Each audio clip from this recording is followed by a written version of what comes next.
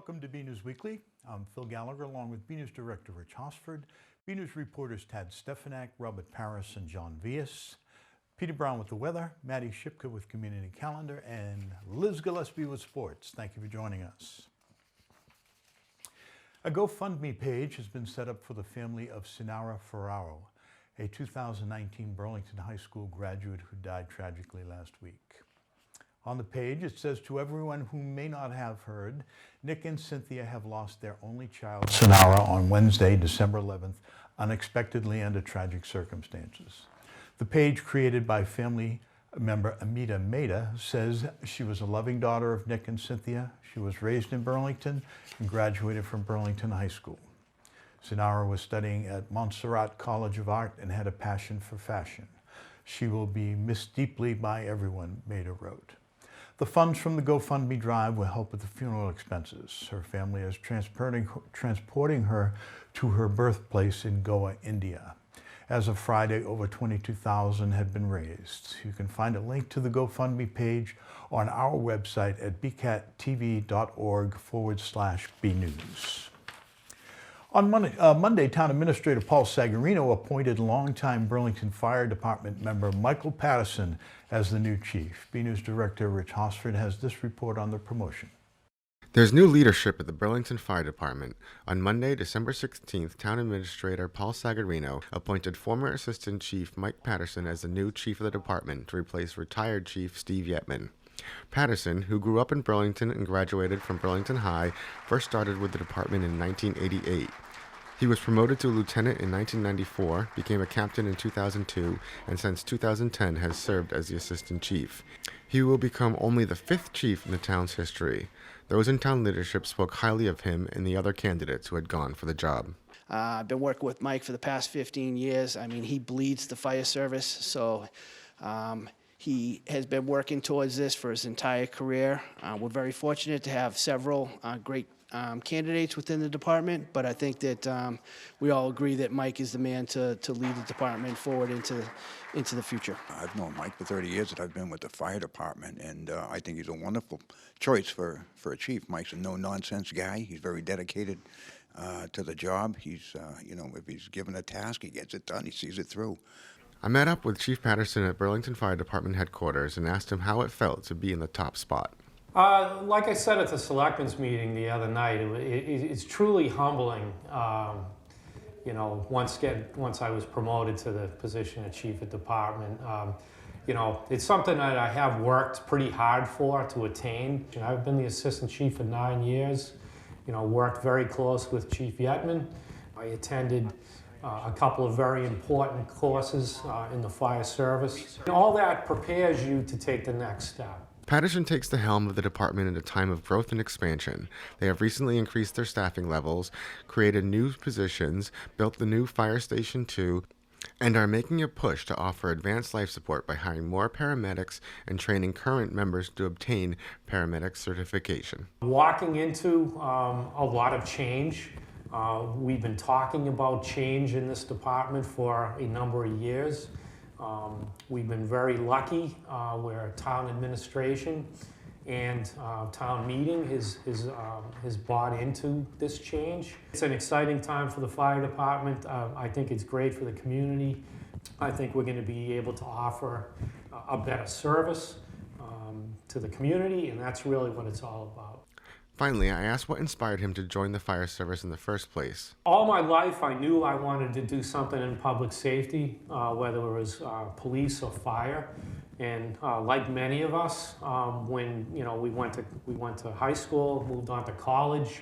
Luckily, I did well on a number of exams, and I was high on a number of lists. I got a couple of offers at the same time. I got a police offer up in New Hampshire, and I got Burlington Fire. I took the fire job, and I can honestly say it's been a great decision.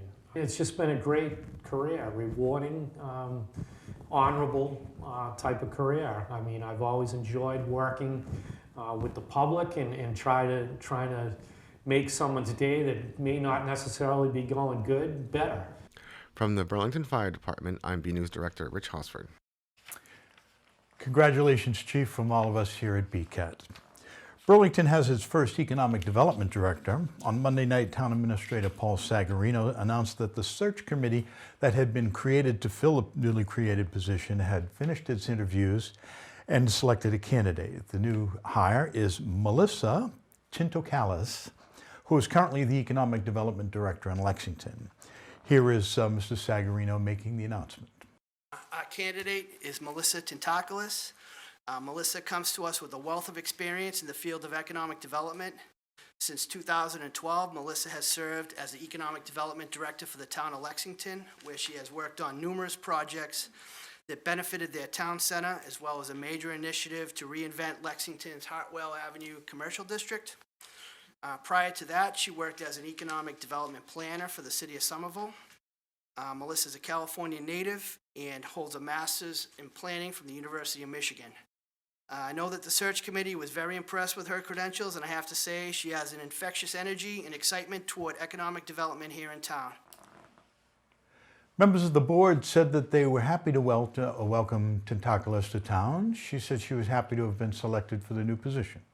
Thank you, and thank you to the entire Board of Selectmen and to the town of Burlington. I'm really excited to be here and look forward to working for the residents and support just an eclectic and strong kind of commercial environment that supports the whole community. So I'm really excited about that.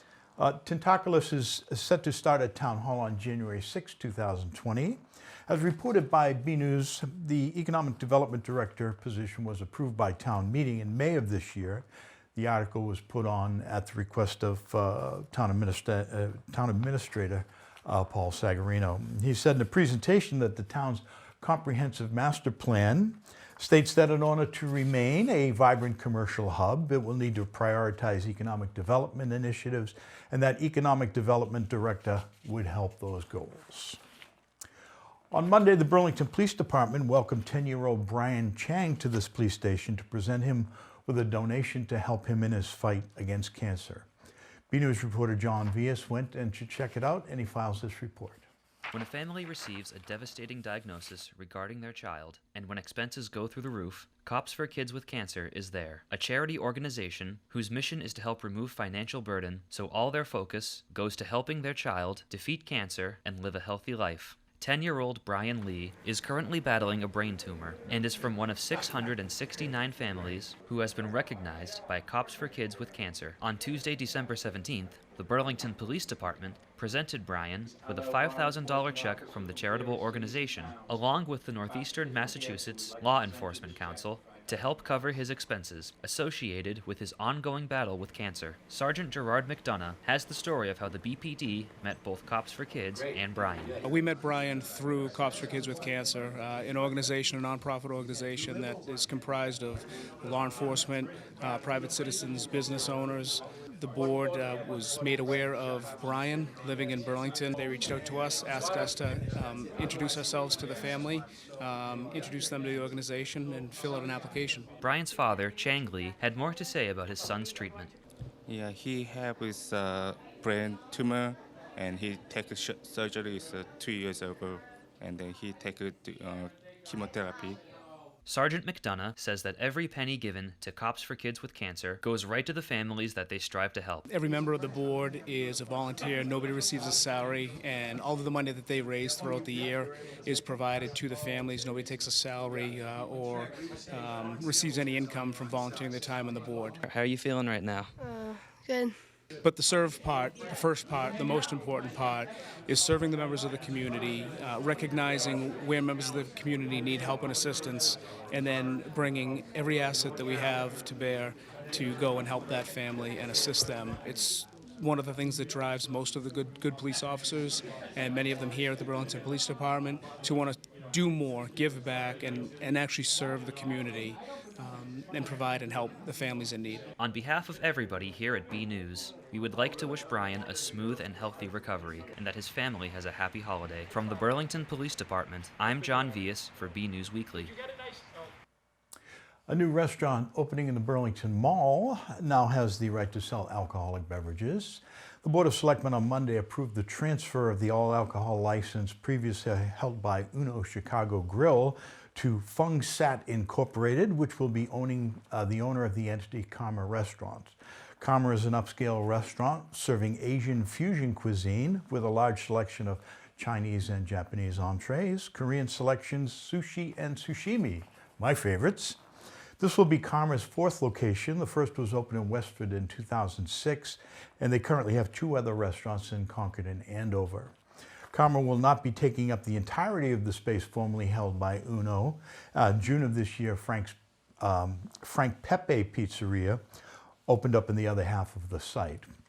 Karma will have 161 seats, 15 of them seasonal on a patio. The restaurant will not have an entrance to the mall, and outdoor entrance will be redone to reflect the aesthetics of the restaurant.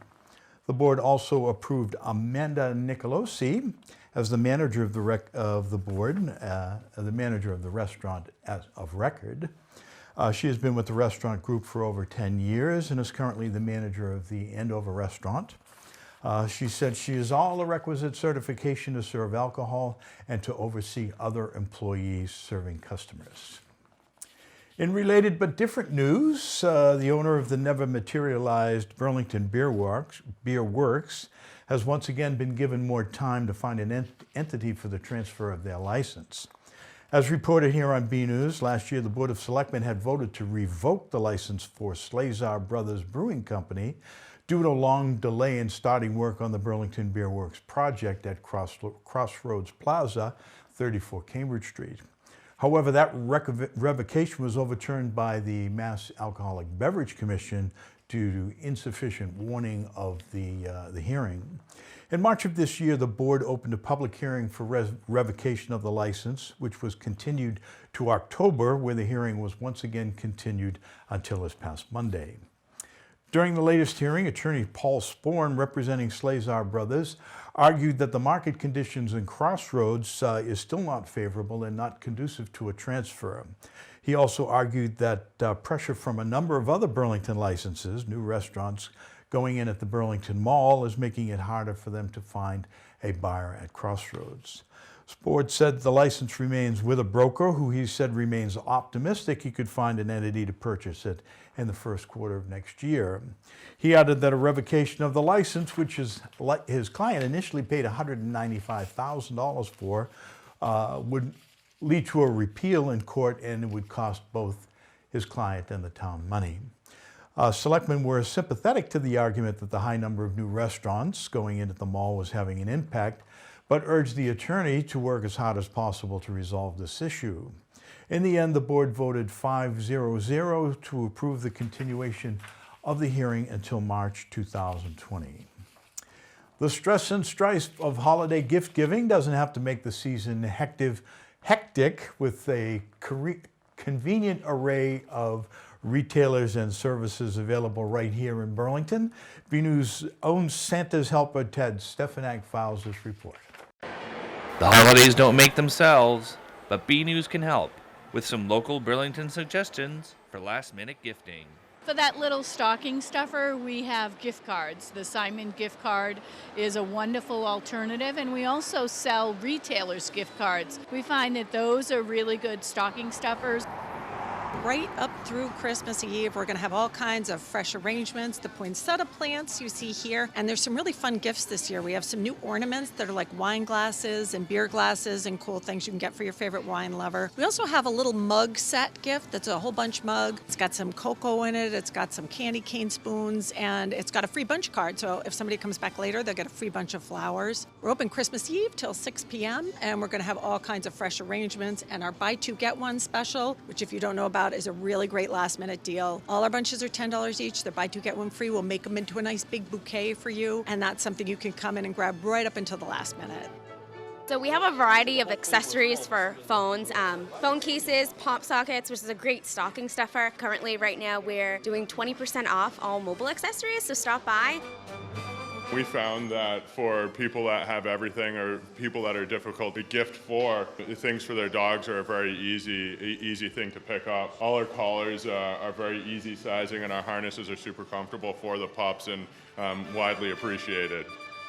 Beautiful retail boutique here inside our studio where you can get leggings, tops, grip socks, hats, jewelry, and You can also come in and buy a gift card to come and take a week of unlimited classes with us or a month of unlimited.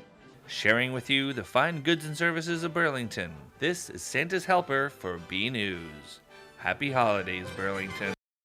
Back in September, town meeting approved $50,000 from the transit budget for a pilot public transportation program using Uber, Lyft, and taxis to replace the Beeline.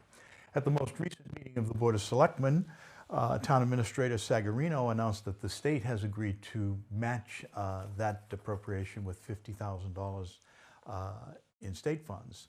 Department of Public Works Director John Sanchez told the board he believes that replacing the Beeline with a better system, point to point, and explaining how the program will operate. Any resident of Burlington over the age of 60 is eligible for the program, as are residents with a disability or whose household income is 300% above the federal poverty line.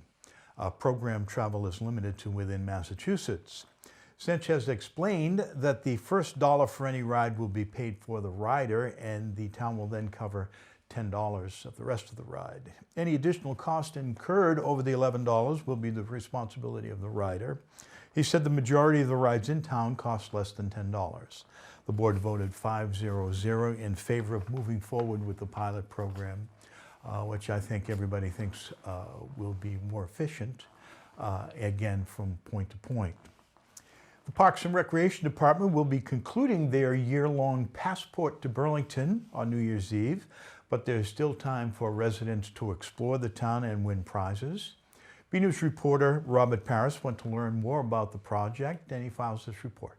Did you get your Burlington passport? This week I went down to the Parks and Recreation Department to speak with Director Brenton Egan about the Passport to Burlington contest, which will end on New Year's Eve of this year. So the program staff was thinking of new creative ideas to get people out into our parks, participating in our programs, and just doing some community and family building events. And this was a perfect fit. So the whole idea was just what I said, to get people out visiting our parks, participating in our programs, building some community, but also building families and encouraging people to get together with their families and go explore our parks and everything else that Burlington has to offer. Passports are still available. We don't know an exact number. We printed 250 of these passports, and we have approximately 50 left. We're pretty sure we have, well over 100, 150 families participating or people participating. As for the rewards, residents will be able to enjoy prizes within the town. Don't want to give out all the prizes, the information yet, because they have until December 31st to turn in their cards with all the stamps on them. There will be some pretty good prizes out there, Burlington-type prizes. Unfortunately, the annual events in town are over.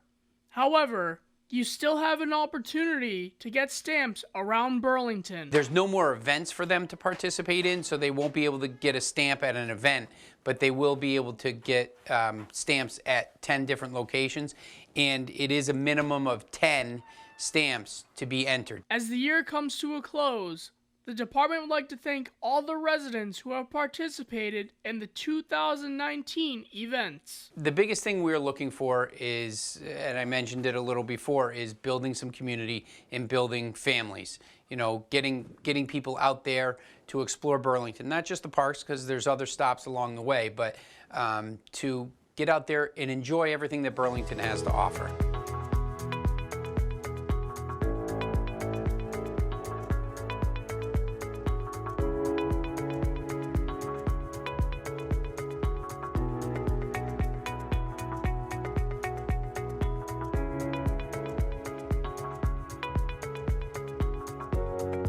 From the Parks and Recreation Department, I'm Robert Paris saying Happy Holidays, Merry Christmas from BNEWS Weekly. We go now to BNews weatherman Peter Brown in our weather center for the holiday forecast. Then we'll have Maddie Shipka up with the community calendar for information on activities in and around Burlington.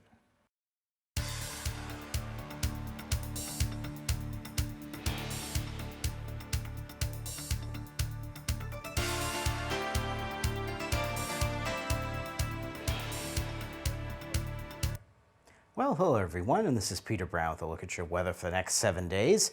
And I'm sure we've been having a great time dealing with all this real winter-like weather. Well, if you're not a big fan of winter, unfortunately the temperatures aren't going to be cooperating too much with us over the next 7 to 10 days, but the weather definitely is.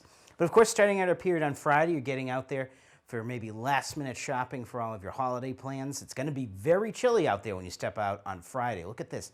Highs only in the upper 20s. And if you have to be out at night going to any holiday parties, definitely bundle up with a heavy scarf, heavy coat, mittens, hat, you name it, you need it. It's only going to be in the single digits, so really chilly out there. Of course, far away from what our record high temperatures can be in the 60s at this time of the year, and actually much colder than our average highs, which should be in the mid-30s. As we round out the period, I know it's hard to believe that we'll be looking past Christmas already and heading towards the new year. Our highs at this time of the year should be in the mid-30s, and it looks like, for the most part, it's going to be pretty average as we head on out towards the end of December. And nice to note, the days in a couple of days are going to start to get a little bit longer. So that's definitely a light at the end of the tunnel if you're sick and tired of winter already. Now, as we go ahead, let's take a look at what we're expecting in terms of temperatures and precipitation coming up for the next 7 to 10 days here in the Burlington area. As we move ahead, we're going to take a look at the precip first. And according to the Climate Prediction Center, look at this. Looks like we're going to have the chance of seeing below to much below average precipitation for the next 7 to 10 days. So if you have to do any holiday traveling next week, looks like you are going to have clear sailing out there. Going to be really nice. So that's going to be definitely a break from what we've been seeing for the rest of December. Now, as we go ahead, let's take a look at what we're expecting in terms of those temperatures coming up for the next 7 to 10 days. In this map, I'm taking a look at it. Probably about what I would expect is going to happen. Might be a little bit gung-ho on the higher temperatures here. I think we're going to be probably just average here in the Burlington area and the rest of southern New England. But look at this. If you're heading out to the Midwest, they're expecting much above average temperatures. So that is a big change to our December weather pattern. So as we go ahead, let's take a look at that weather that's coming up for the next 7 days. And this is actually, I've got to tell you folks, probably one of the easiest forecasts I've had to do since I started doing the weather here at BCAT. This is really something else. Wall-to-wall sunshine from Friday all the way through to next Thursday. No storms in sight, nothing bad coming, no big-time cold, and unfortunately, though, no big-time warmth coming either. But still, look at this. Again, starting on Friday, our temperatures only in the upper 20s. Pretty chilly out there, but again, pretty sunny skies out there. Now, as we head into Saturday and Sunday, look at this. By the time we get into Sunday, temperatures getting up to near 40, so actually pretty pleasant out there. As we head on towards, and we get in towards the Christmas Eve time frame, waiting for all the kids out there for Santa to come, looks like he's going to have some pretty mild conditions for this time of the year coming into New England. Temperatures in the low 40s on Christmas Eve, so that's going to be pretty nice. And of course, on Wednesday, on Christmas Day, look at this. We're looking temperatures about average in the upper 30s, and we're going to see the same on Thursday. So really, again, no big storms coming, no big blizzards, so it doesn't look like we have to worry about any inclement weather for your traveling or your holiday plans. So everyone, get out there, enjoy the weather, and have happy holidays to all of you.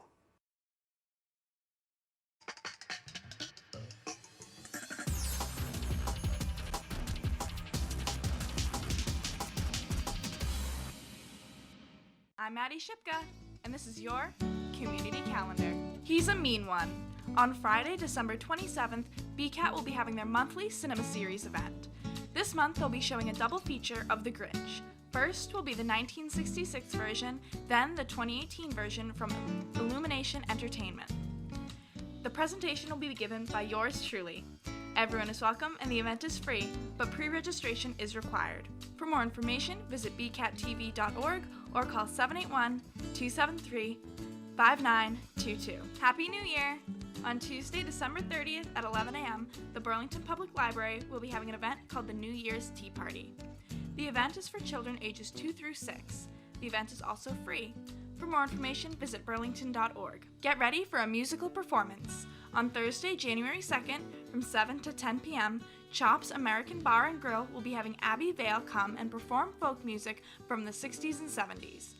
Everyone is welcome, and the event is free. I'm Maddie Shipka, and signing off for the last time, this has been your Community Calendar. The winter BHS sports season is in action, and we go now to BNEWS sports reporter Liz Gillespie for all the Red Devils action. Hey everyone, I'm Liz Gillespie for your weekly sports report. Winter sports have arrived for the 2019-2020 BHS sports season.